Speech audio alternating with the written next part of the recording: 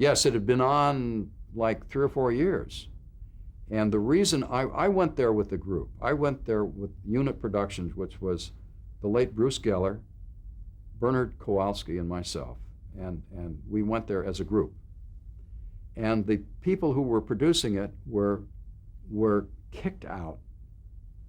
And maybe this was the 5th season. And ratings were off. So CBS made a blunt move, you know, get somebody else in here, and which was a common network thing to do. So we went in and we looked at some footage, we looked at some film, and we all had the same idea at exactly the same time. The tall, lean fellow over there on the edge of the frame has a great way of delivering lines, a very droll, dry, that was Clint Eastwood. And he was the sidekick, he was not the star. And we thought, we've got to build this guy a little bit. And we didn't know him. And we just had that, he had that quality. And he looked a little like Gary Cooper, an old Western star, you know, so we thought we'll move him a little bit more into center stage, which we did. And so we worked very, very comfortably with him. We turned out the shows, we tried to... What did the star think of that? He was very unhappy. He liked Clint, but he had been signed as the star, Eric Fleming. And so he saw this all slipping away.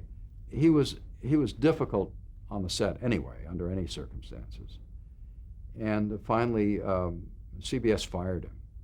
And so Clint Eastwood as Rowdy Yates was the centerpiece. But, and then Clint went to CBS and said, "You fired the wrong guy. I should have been fired." Because he was very tired of the show. We did a lot of interesting stories. The purpose was to try to improve the ratings. So we had guest stars. We had Dean Martin come in as a guest star, and it improved the ratings a little bit. Then one night, just before Christmas, we had a 2-part show on that starred Clint, and the guest star was Fritz Weaver. And it was a droll, tongue-in-cheek story about a railroad con job. Mr. Paley, the head of CBS, happened to tune in that night. He hadn't watched the show in years. He tuned in that night, and he called up his people on the West Coast and said, "Who was responsible for that show? That's not Rawhide. That's not what I agreed to put on the air 5 years before." And they tried to explain, you know, well, no, it was somewhat tongue-in-cheek. By order of Mr. Paley, we were all fired. And so it was kind of like the Christmas massacre. But straight from the top. Yeah. And then a very, very able guy, Andre Boheme, who had produced the first few years of the show, came back and finished up the show. But one element that came out of that is that Clint Eastwood asked Bruce and, Bernie wasn't with it, Bruce and me to go to lunch with him across the street at some little joint that, a hamburger place. And he said, "Listen, I just got a call from my agent, the Morris office, and I have an offer to make a film, a Western, in Europe, but it's a Western to be shot in Almeria, Spain, with an Italian director.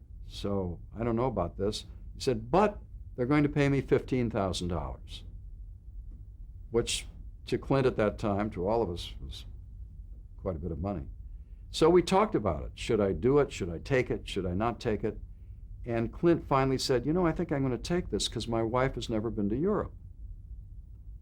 So he went to Europe and he made, what was it, A Fistful of Dollars that Sergio Leone made.